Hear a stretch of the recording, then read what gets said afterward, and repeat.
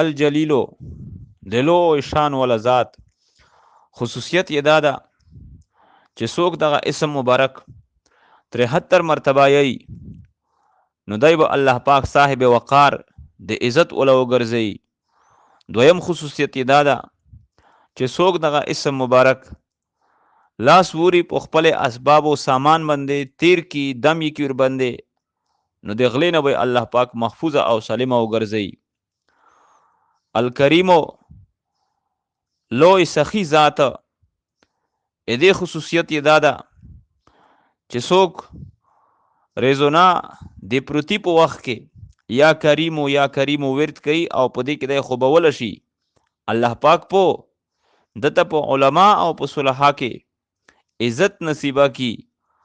د غیب نه به الله پاک ته د روزي تنظیم وکي. دویم خصوصیت یې دا ده چې څوک الکریمو ذو الطول الوهاب دې په کثرت سره ورد کوي